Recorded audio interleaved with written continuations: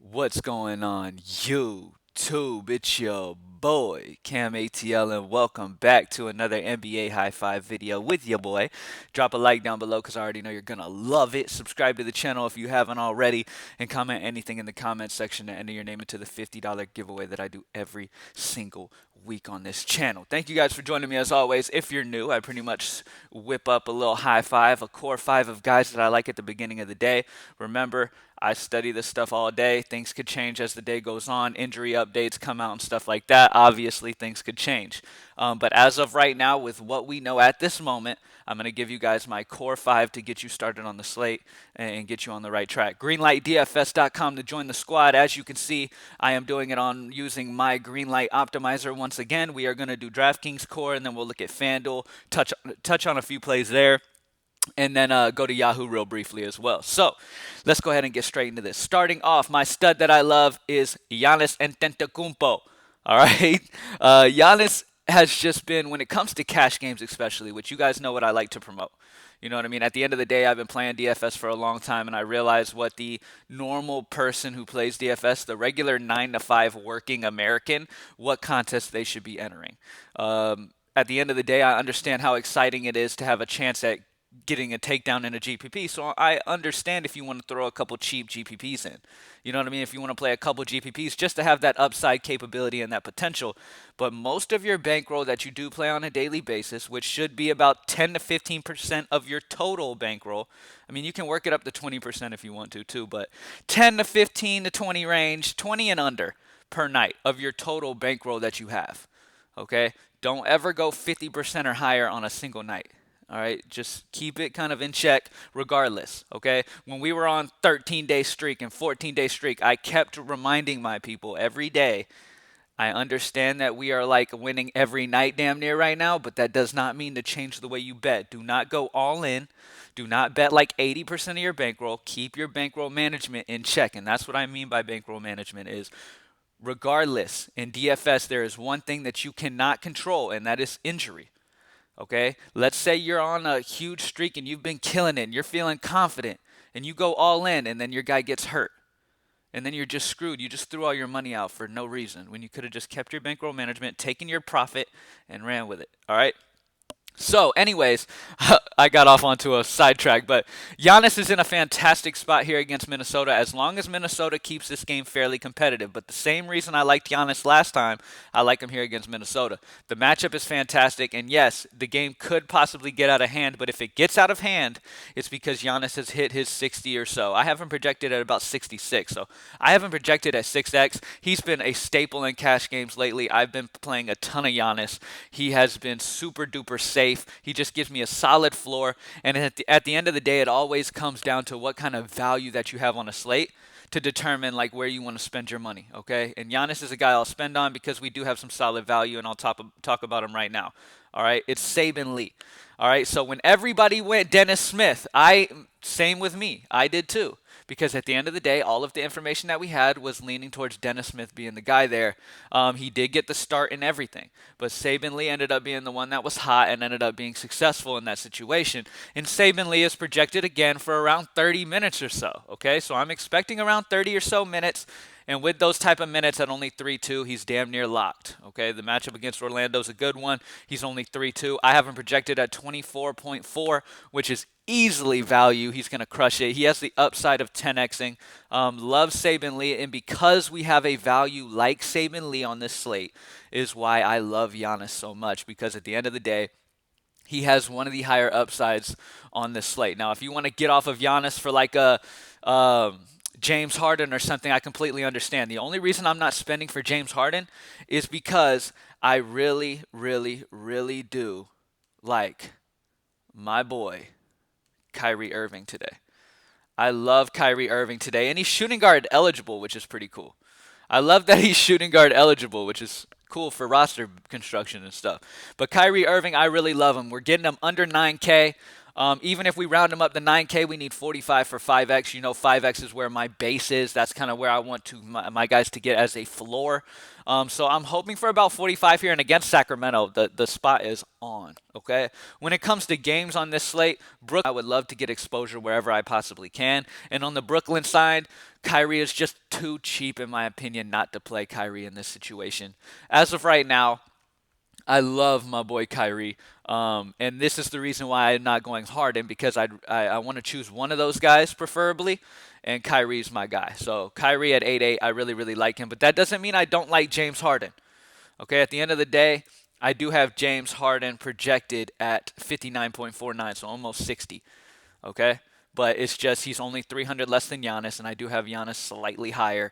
But I do love that game. Do not get me wrong. I do love that Brooklyn-Sacramento game. That is a game I really want some exposure into. All right. Now let's go to small forward. I'm sticking with him. I know he's let people down for a while. I have him projected about 29.4, right at about almost 6x.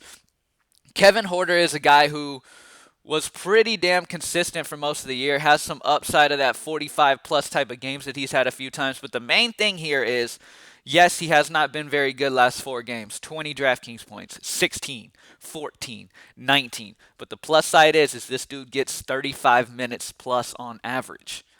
Okay? And at the end of the day, a guy who gets 35 plus type of minutes on average is a guy who is going to show up on most times. And because he's had 4 down games, I'm expecting him to have a better go here. Now, the situation is Capella and Trae Young have been dominating.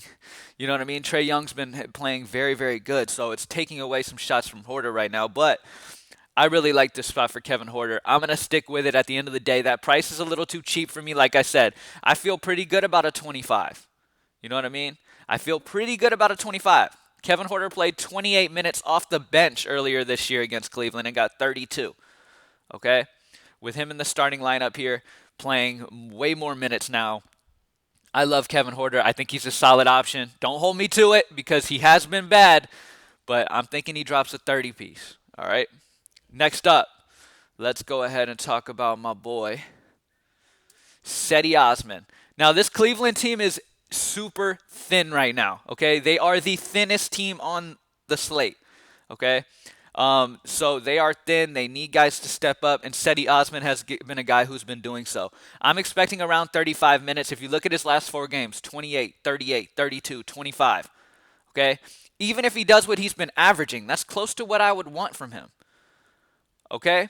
At 5'6", we're wanting about like 28, 30 range. I'm thinking he drops a 30 here. It's a fantastic matchup against Atlanta. Really love this situation for him. This is the same situation that Tice just dropped 37 against him. Guys have been doing very well here in this spot. So I love Cedi Osman. He is in a fantastic spot, and he's just another kind of mid-range cheap guy that's going to play so many minutes that I feel pretty confident in him.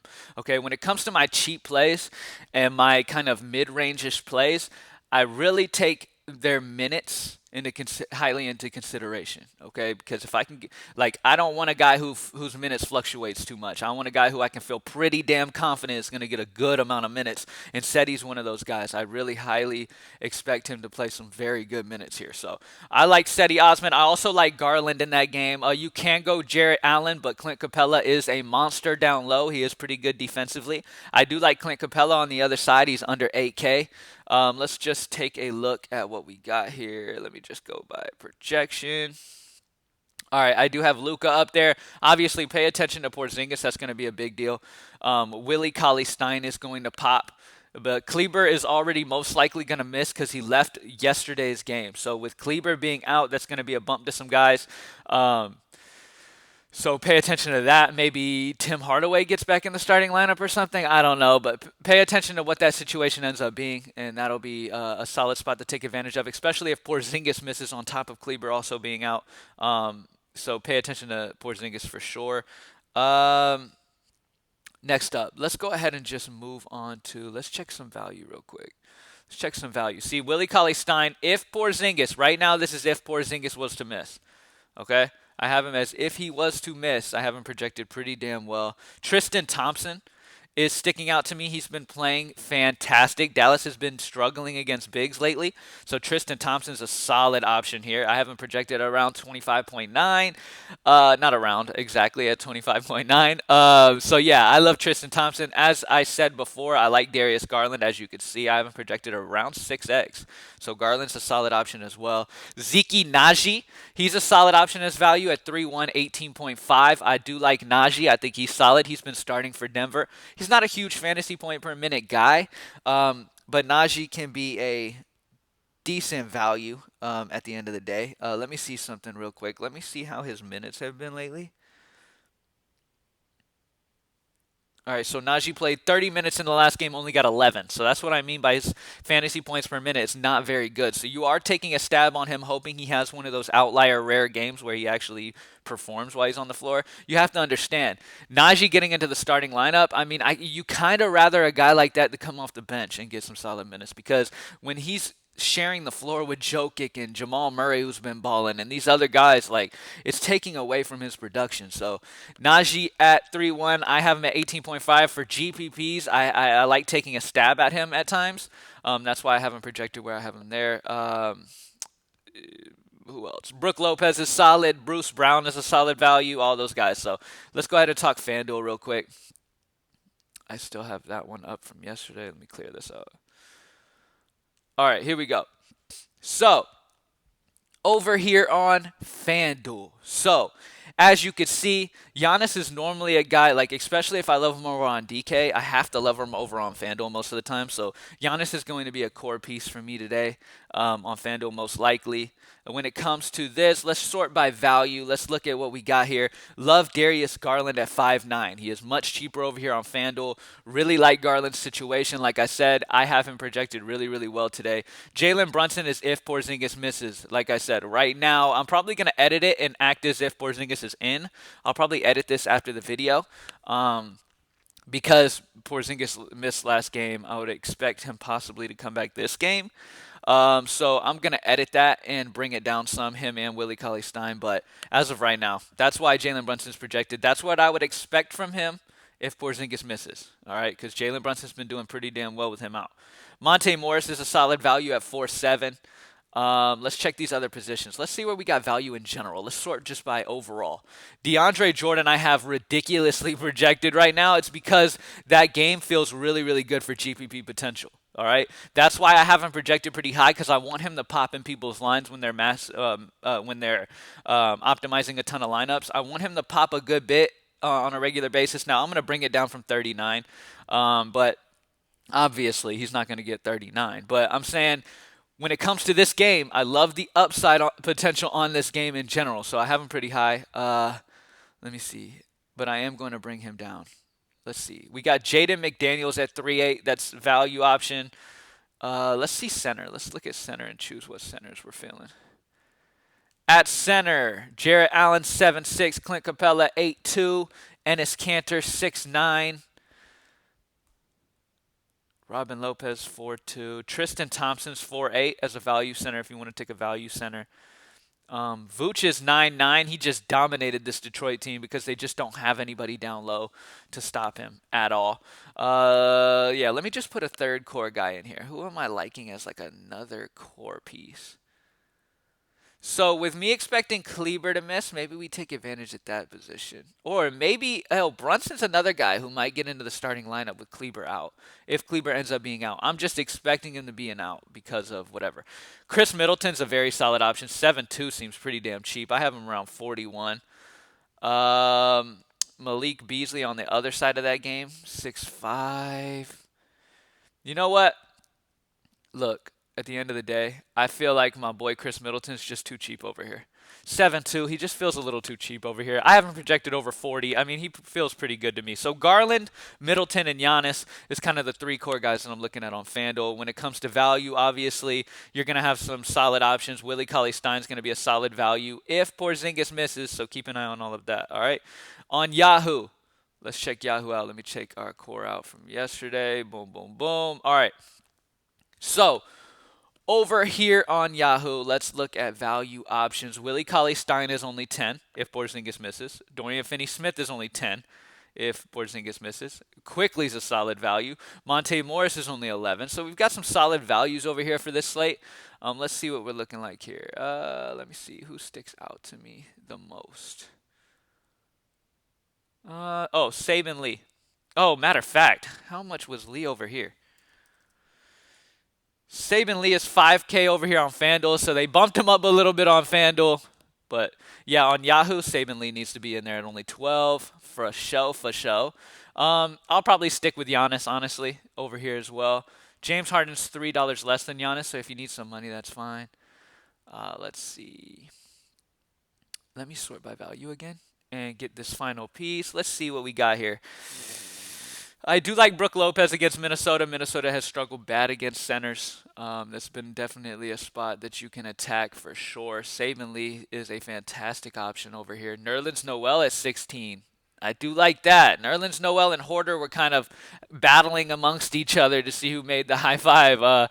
Noel is in a solid position. He's been playing right around like 28, 30 minutes, and against Golden State with no bigs, he could really feast. So he's a solid option. I'm gonna go. I'm really low key feeling Tristan Thompson today, and at 13 feels pretty damn good. So I'm feeling Tristan Thompson against Dallas. Especially if Porzingis misses, they're gonna be really thin down low. So I think Tristan Thompson's gonna dominate if Porzingis misses, and they don't have that size down there. But yeah, that's it. So let's go back over it. On DraftKings, our core is Saban Lee, Kyrie Irving, Kevin Horder. I know he sucks, but look, I want to be on him when he pops off for that 30 at 6X's. Giannis and Cedi Osman. On FanDuel, the core is Darius Garland, Chris Middleton, and Giannis Antetokounmpo.